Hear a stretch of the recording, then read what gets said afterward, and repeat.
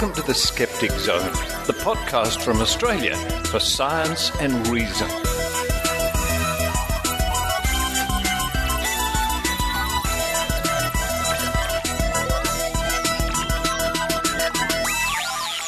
Hello and welcome to the Skeptic Zone, episode number 278 for the 16th of February 2014. Richard Saunders here with you from a soggy and humid Sydney, Australia. Coming up on this week's show, one of my favourite people to have a chat to and spend some time with, very rarely and occasionally, Professor Richard Wiseman from the UK. We're going to be talking about his really interesting online videos at Quirkology. How to trick people, how to win bets, illusions, magic tricks, curiosities, mind tricks. Such a fascinating area, and Richard Wiseman does it so well. He's also written lots of books. He speaks around the world, and you can find out more about all these adventures and videos coming up on this week's episode of the Skeptic Zone, not too far away. And following Dr. Richard Wiseman, it's a week in science from our good friends at the Royal Institution of Australia at www.riaus.org.au. But before we get into that, I've been sent a couple of announcements, a couple of things to run by you. You might be interested if you're in Melbourne. If you're in Melbourne on the 28th of February, or indeed if you're in New York on the 14th of April, or if you're in the San Francisco Bay Area around the 9th of June, you might be interested in the Applied Rationality workshops. These workshops have only just been brought to my attention. They look pretty interesting. I noticed there's one in Melbourne on February the 21st, sold out already. Look, for more information, go to rationality.org/workshops. There'll be a link on the show notes for this episode of The Skeptic Zone. Might be worth checking out. Also, thank you for those people from Brazil who have been writing in after last week's episode where we interviewed Rob, who was visiting from Brazil. And thanks to Nix, who wrote to me to mention there are a few skeptical organizations in Brazil. Well, hardly a surprise. And I'll be putting a link to those organizations on the website as well. We've got Flying Teapot, Rationalist Society, Green Lantern Troop. Brazil, now that would be an interesting place to visit. Oh yeah, drifting down the Amazon on a raft, counting snakes or something like that. That's where the World Cup's going to be soon, and the Olympics. Wonder if I can wangle myself a visit to Brazil. I wonder.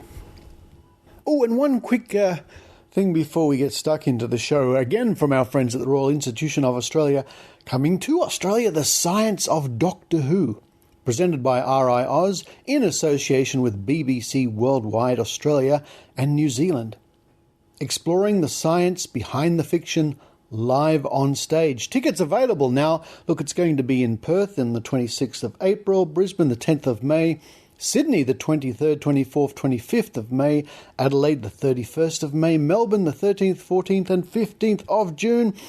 The Science of Doctor Who. Oh, I've got to go along to this one. For more information, riaus.org.au/Doctor Who. Oh, I used to love Doctor Who in the 70s, watching Tom Baker with his jelly babies. I don't have any jelly babies with me. What I do have is a nice big packet of licorice all sorts. The next best thing, I guess. And these are thanks to my mum. Over the weekend, I went down to my mum's 80th birthday party, and she gave me a packet of licorice all sorts. Now, that's a pretty good mum. So,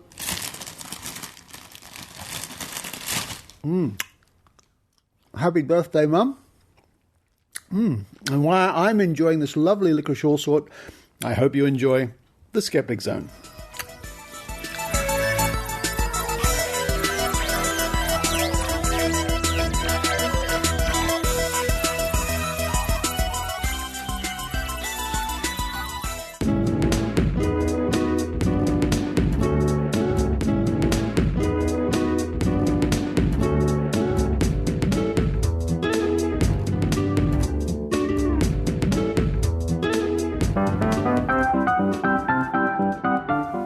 These plates contain the same amount of food, but the portion looks much bigger on the smaller plate. So replace larger plates with smaller ones and you'll end up eating less. Don't reach for snacks using your dominant hand. Instead, use your non-dominant hand and you'll end up eating about 20% less. Short, wide glasses look like they contain the same amount of liquid as a tall, thin one, but that's an illusion. Actually, they hold far more. To cut down on drinking, use a tall, thin glass. Then there's the power of mirrors.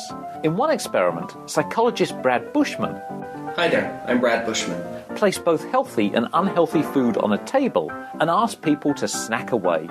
When he placed a mirror behind the food, they became more self-conscious and ate more healthily. So try placing a mirror in your kitchen or on the refrigerator door. You'll consume fewer calories each day if you chew gum when you feel hungry. And go for fruit-flavoured gum because mint flavour makes some healthy food taste strange. People who eat quickly consume more. To eat less, just slow down and perhaps put your fork or spoon down between each bite. Research shows that people eat fewer snacks when they're served on red plates, perhaps because red is associated with stop. Either way, when you have the choice, go for red plates and bowls. You eat more when you watch television, and so simply turning off your TV at mealtimes means that you'll consume up to 50% less. Just taking a photograph of all of the unhealthy food that you eat will help you cut down on unhealthy eating by around about a third. Whenever we see lots of different varieties of food, we're tempted to try some of each. To eat less, serve the same amount of food, but cut down on the variety. For more life-changing ideas, visit our new YouTube channel in 59 seconds.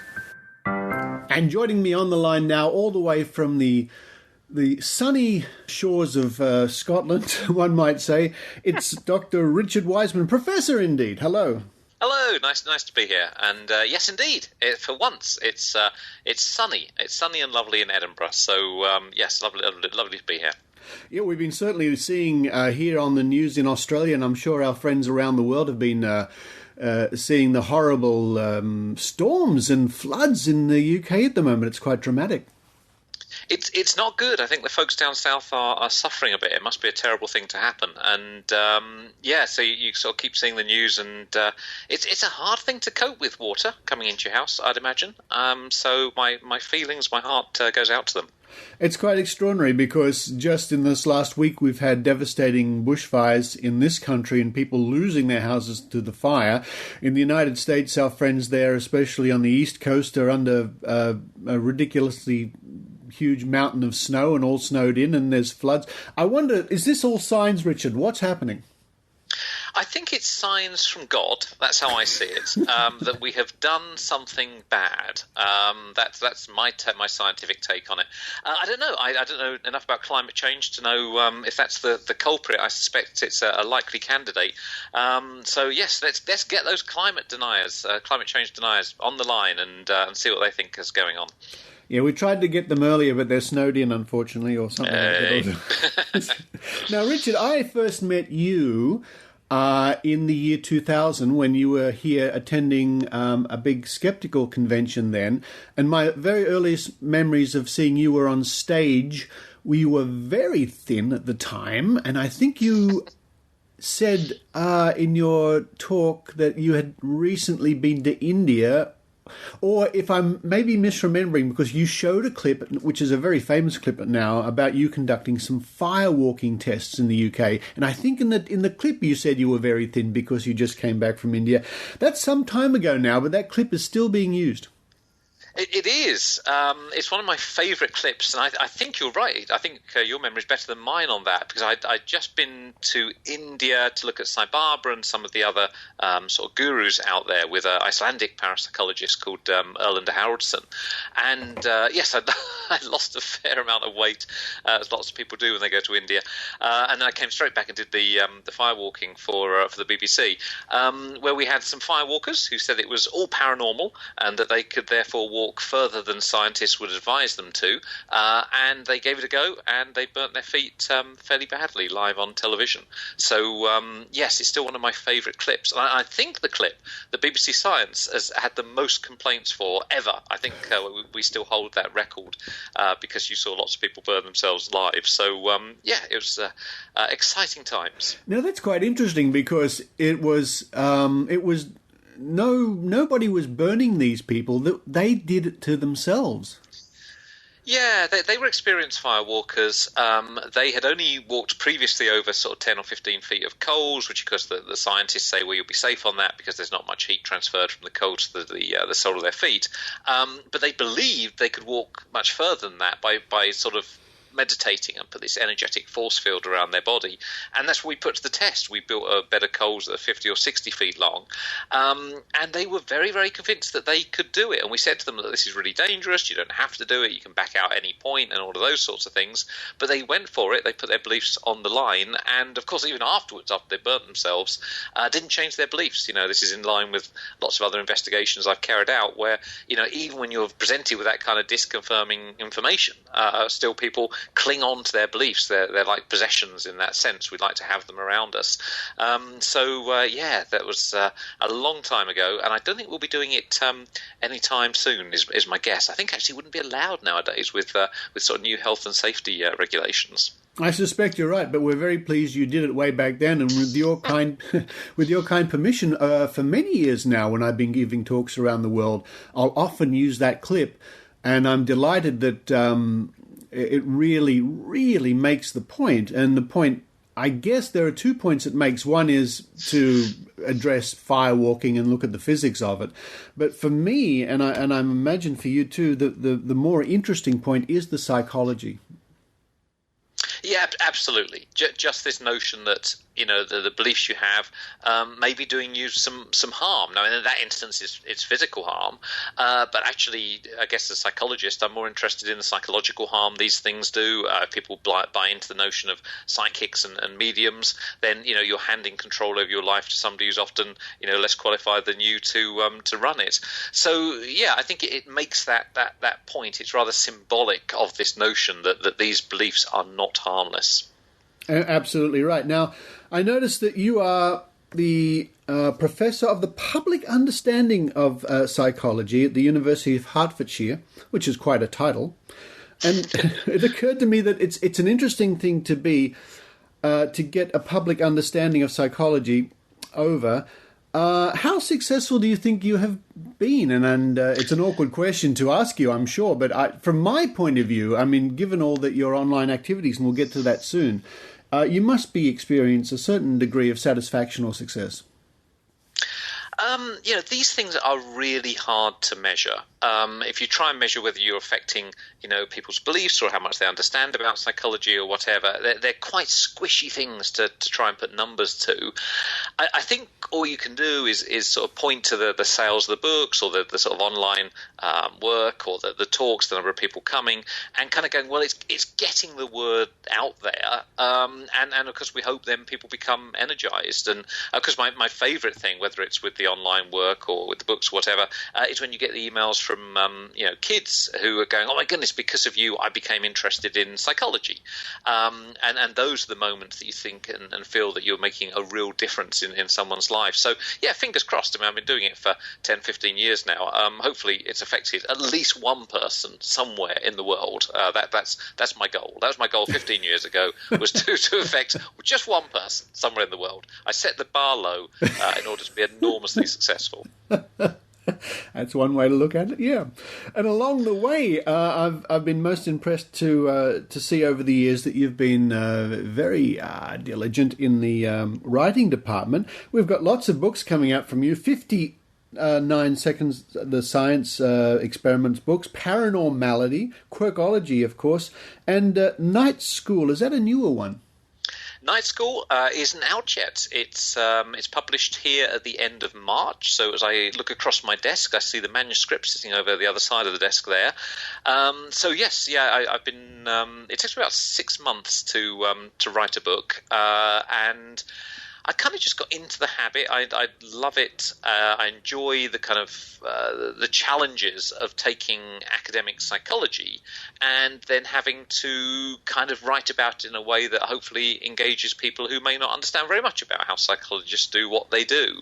So often people's only contact with psychologists is when they have a problem. You know, they'll go and see a clinician or a educational psychologist or whatever. And of course, most psychologists aren't like that. They're research-based. They're looking at whatever motivation or, you know, how you get people to give up smoking or whatever it is. And so I guess my role is to take that material and write about it, hopefully in a way in which it's accessible to people. So Night School is all about the science of sleep and dreaming. So yes, that's what I'll be talking about, I guess, for the next sort of 4 or 5 months, which I love the topic, so I'm really looking forward to it. Sleep and dreaming, what an interesting topic, because not so long ago you released an app all about trying to influence people's dreams. You're very good, very good. You've done your homework. I did. It's called Dream On. We've had 500,000 downloads of it. And yes, it was an attempt to try and influence people's dreams by playing what we called soundscapes in while they were dreaming.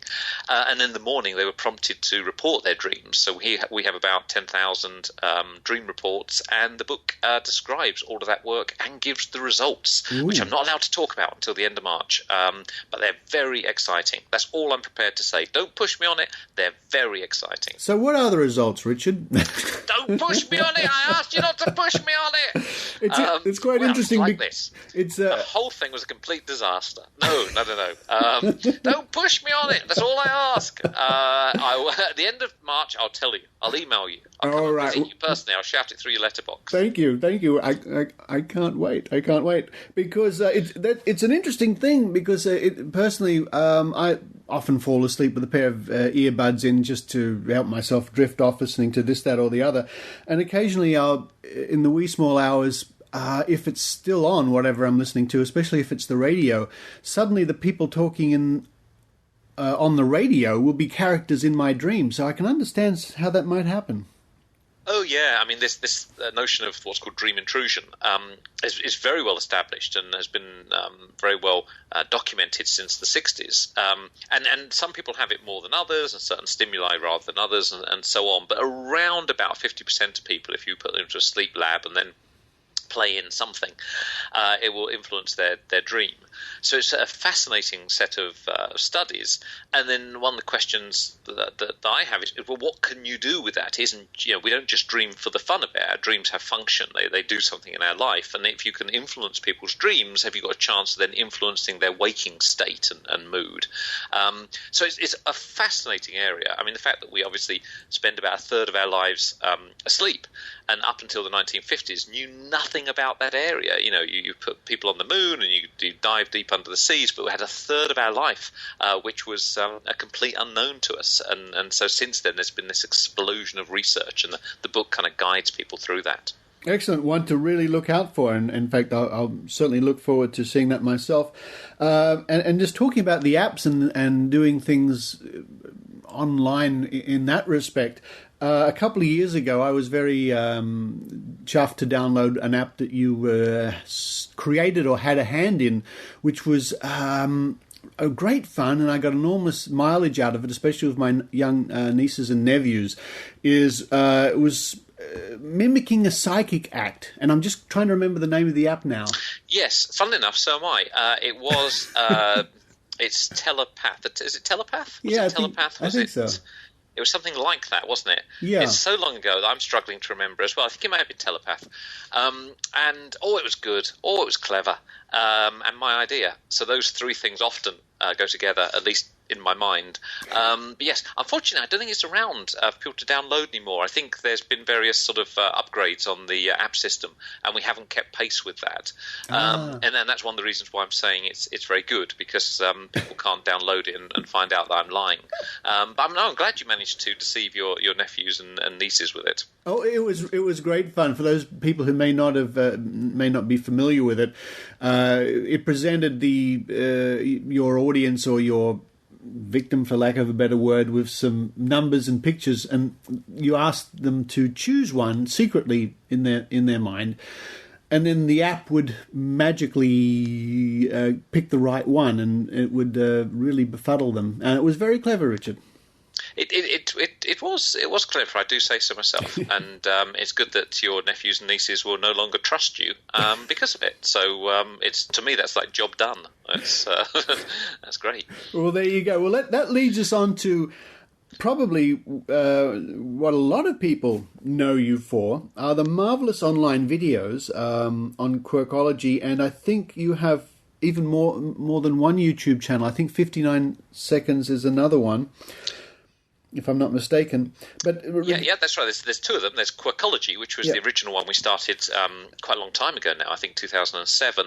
And then very recently, I started in 59 Seconds, which has a slightly different feel to it. It's a little bit more in depth about some of the material and a bit more psychology-ish. Quirkology tends to be just about illusions and bets and magic tricks, where in 59 Seconds is a bit more about serious psychology. The way that really got kicked off, unless I'm mistaken, is you had a colour-changing card trick, which has become very famous, and I think it's got some ridiculous amount of views, 6 million downloads by now, where basically it was showing people how their observation skills can be completely fooled with and toyed with, and that really took off, and it's a wonderful clip. Yeah, it's all very curious because I think I was trying to piece this together recently, and there's a very good magician called Marco Tempest, and Marco had done similar sorts of things, not to do with what's called change blindness, which is what the colour change card trick is about, but the idea of doing these rather sort of curious, almost magic tricky videos. And I think I'd seen that, and I'd thought about doing one based on a card trick and with the change blindness and so on, and I planned it in my head for probably a month or so, and then we just had a spare afternoon in the lab, and we just went out and got some cloth that we needed to film the trick, and we spent about £50 on it. Came back, and we did about 30 or 40 takes because it was quite tricky to do. Uploaded it at night and just went to bed. And then the morning, even then, it was up to about sort of 250,000 views overnight. And it was like, wow, how did that happen? And then it's just climbed up since then.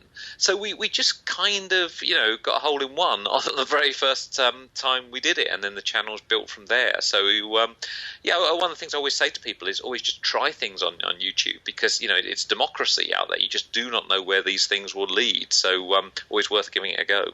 It is, and I noticed that one has been translated into Spanish, and which I was just watching a little while ago. Must be funny to see yourself speaking Spanish then. It is, and Japanese, I think, there's Japanese subtitles. The clips are very large in Japan. They're used on Japanese television quite a lot. It's great that something that we film just for fun in the lab, ends up being shown all around the world. So, fun times. And you're very prolific, I guess the word is, with these videos. It seems to me that you've got you must have a routine of getting out a certain amount of videos in a certain time, but they're so interesting, each one of them. And I love the series, The 10 Bets You Will Always Win. How on earth do you keep coming up with these tricks and these? They're like, what can we say? They're like the sort of bets you might have having a round of drinks in a pub. You say, I bet I can do this backwards or something like that.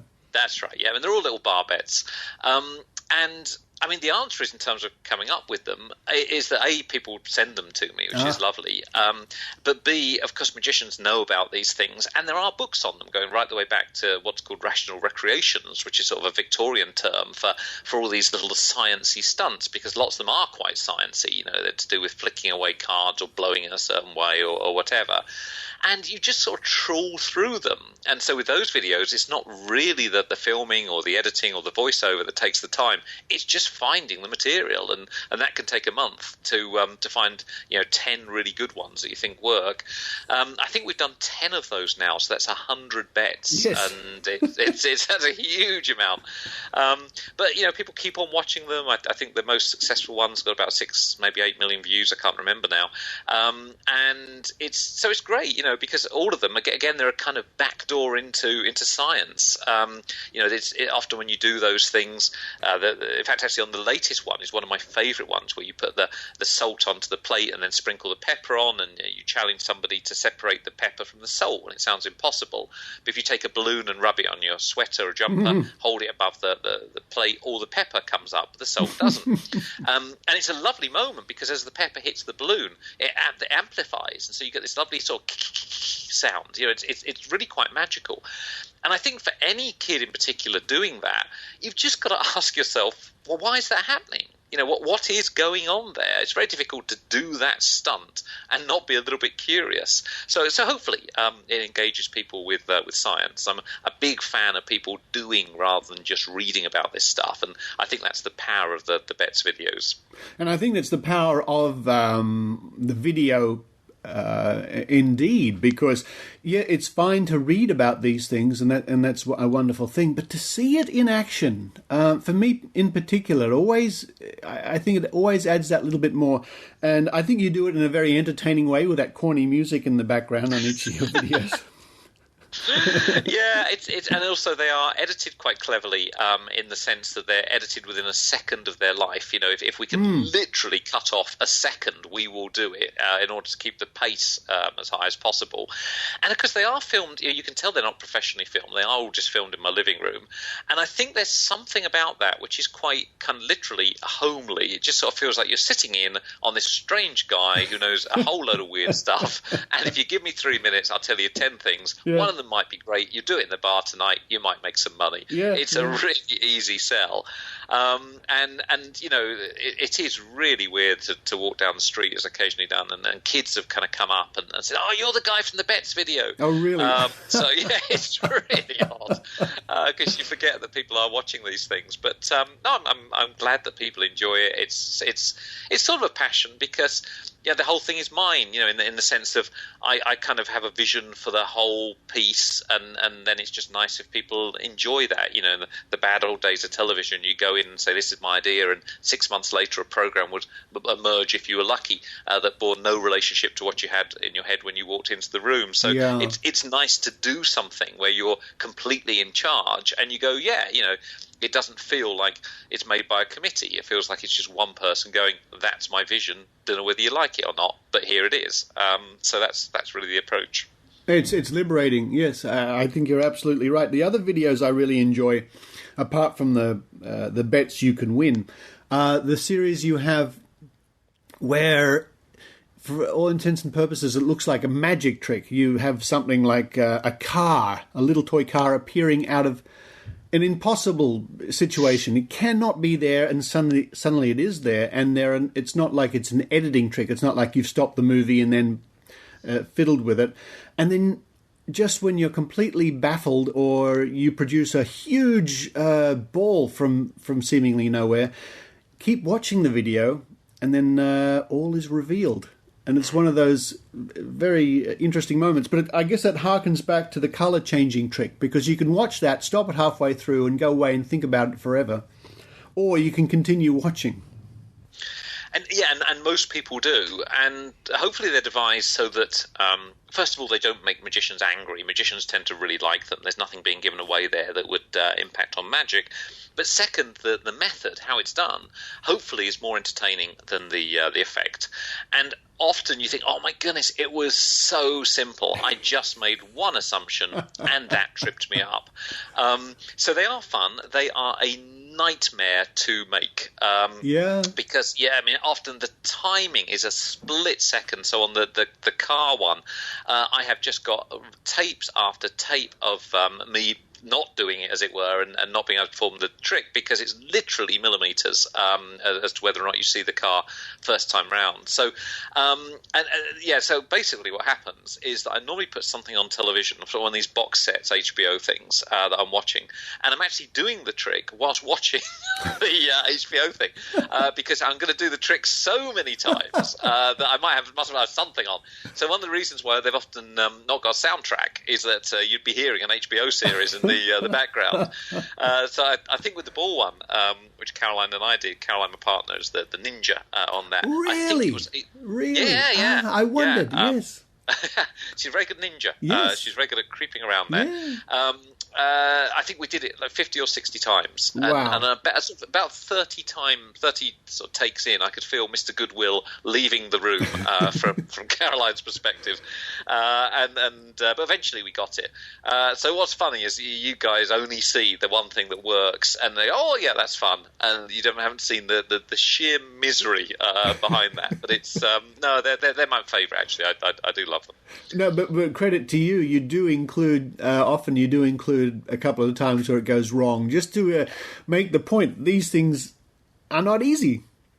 No, and they're not easy for professional television either, because often they've been reconstructed on television. And one thing is that because I'm obviously not using a professional camera, my camera is far more giving in terms of focus. Now, when you put a professional camera in, often you can't perform them because the focusing is wrong on it.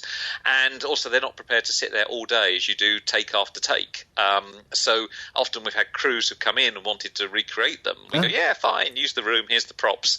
And after about an hour or so, you hear the swearing start to come out of the room as they realise what it is that they're up against. And they go, come on, I can't believe you know. And I said, yeah, it took us 4 hours to get that one. It's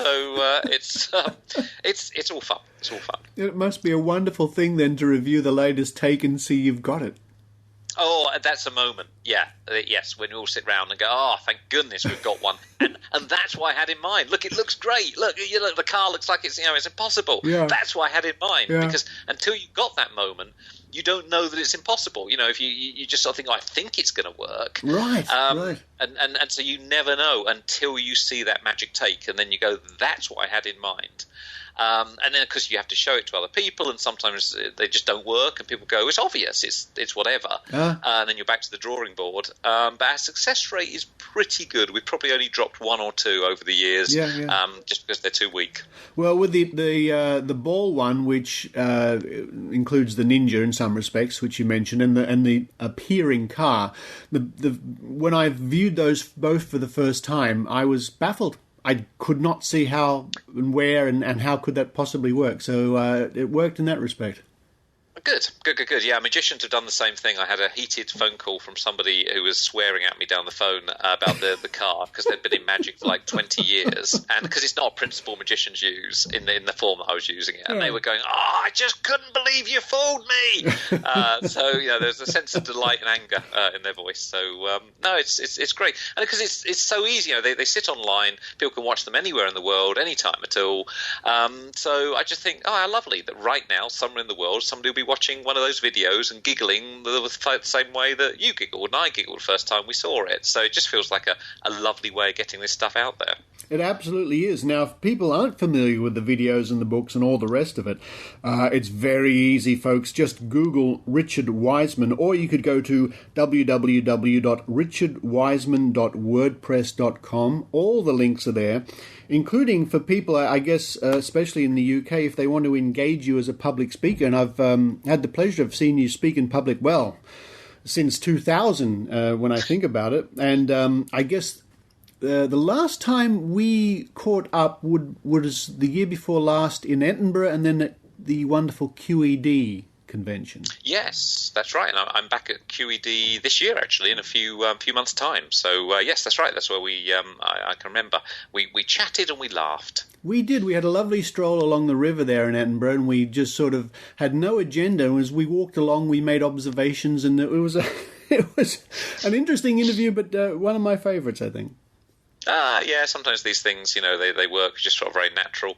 And also it's just nice, I think, to to sort of chat about these things and see what kind of percolates out. And what I was going to say, actually, the thought that occurred to me then was that I think, sometimes people are very worried about skepticism and the future of it, but I honestly think that the future is very bright. When you look at YouTube, the science content is astounding. For years I've sat in the BBC and other offices, and the commissioning editors told me that we don't need talking head scientists, it's all too dull and no one's watching it. And then someone like Vsauce just puts out the most amazing science content, essentially talking head stuff, 12-minute items or so, amazing number of views. So the science stuff is there, skepticism, the magic stuff is there. Finally we can talk directly to our audience, and I think skeptics and magicians and scientists are doing a wonderful job with it. I think you're absolutely right, and it's great to see. Of course, it means on the flip side, those people with maybe we can say beliefs that we don't quite understand or necessarily agree with are doing the same thing, but hey, we're all in this together. At least there's a resource like your videos and your online things and your books, which are very important for people to run to. Professor Richard Wiseman, how I wish that I had the time to have another stroll with you through Edinburgh, a city I love, ideally love. Come back. I shall. Have to come back and see us. I shall at my earliest convenience and ride the trams. I look forward to that. It's apparently they're a month away, but yes, all your listeners, come back, come here, and come around for tea and cakes, and fun will be had by all. You heard it here. I guarantee that. You heard it here first, folks. You can visit Richard Wiseman and no doubt appear in his next wonderful Quirkology video. Richard Wiseman, thank you very much. A pleasure, thank you. So you're thinking, what's Quirkology all about? Well, there are surefire bets you can use to impress your friends, incredible illusions that will blow your mind, interactive experiments to bamboozle your brain, magic tricks, and we don't just perform the tricks, we take you backstage so you can see the secret, and lots of amazing science stunts that always work. Yeah, kinda. So subscribe to Quirkology now. You won't believe your eyes.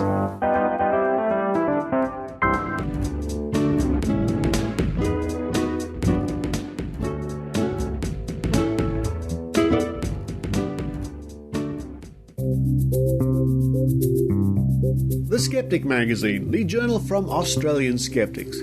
Subscribe online to the world's second oldest skeptical magazine.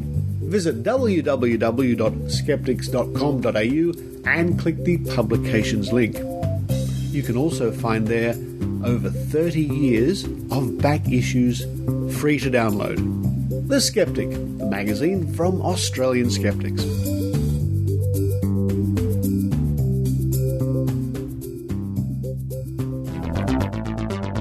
Welcome to A Week in Science from RiAus, bringing you the science you need to know. Valentine's Day, possibly the most romantic day of the year.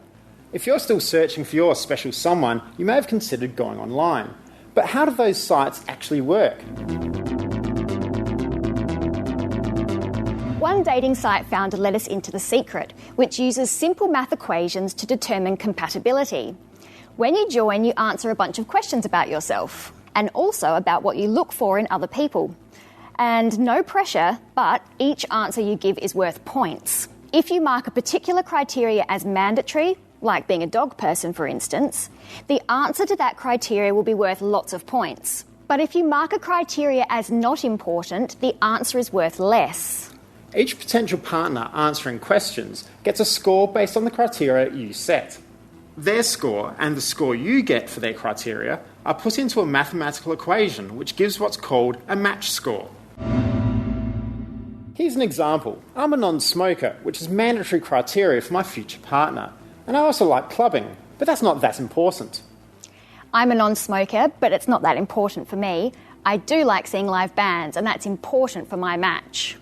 Based on my criteria, Tanya gets lots of points for not smoking, and only loses 1 point because she doesn't like clubbing.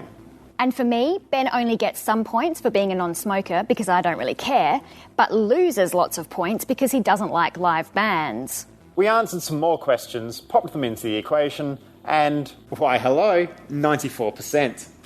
And now, 4 science pickup lines that you can try out, if you're desperate. Are you a 90-degree angle? Because you're all right. Do you have 11 protons? Because you're sodium fine. We fit together like the sticky ends of recombinant DNA. If I were an enzyme, I'd be DNA helicase, so I could unzip your genes. That's it for this week in science. For more information on the maths of love, go to the RiAus website, riaus.org.au. Follow us on Twitter at RiAus and like us on Facebook. I'm Tania Meyer. And I'm Ben Lewis. And we'll catch you next week.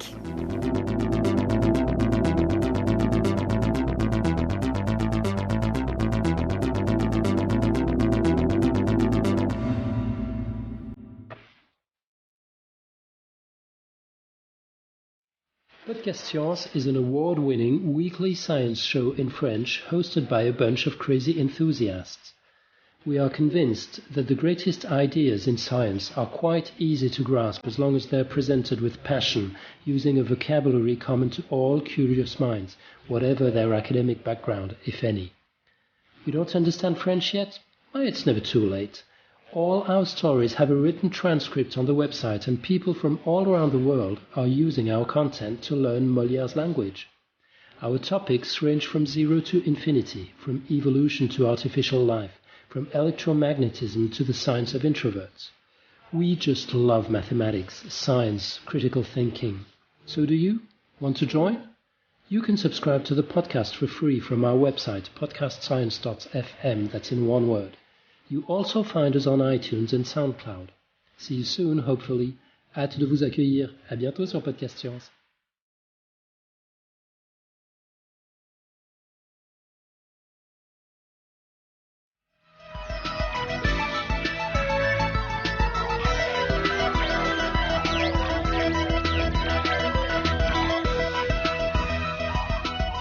Thank you for listening to the Skeptic Zone this week. A slightly shorter episode, but I hope you enjoyed it nevertheless. Richard Wiseman, what an interesting man. Coming up on the Skeptic Zone, I think next week, an interview with Neil deGrasse Tyson and Anne Durin to talk about the new series of Cosmos. Wow. Oh, wow. I've been hinting about this on my Facebook profile, saying something very exciting is coming up, and that's it, folks. I'm beside myself. I really am. I feel like I'm 15 years old again. So I'm going to be chatting with Neil deGrasse Tyson and Anne Durin all about the new Cosmos, and I hope to bring you that or those interviews on the very next episode of the Skeptic Zone. Wow. In the meantime, you might want to sneak over to YouTube and type in Cosmos and Carl Sagan and relive some fine memories. Well, I better get ready for that. I have some research to do, some bits and pieces to read, some bios and press releases and whatnot. So until next week, this is Richard Saunders, signing off from Sydney, Australia. You've been listening to The Skeptic Zone. Visit our website at www.skepticzone.tv for comments, contacts, and extra video reports.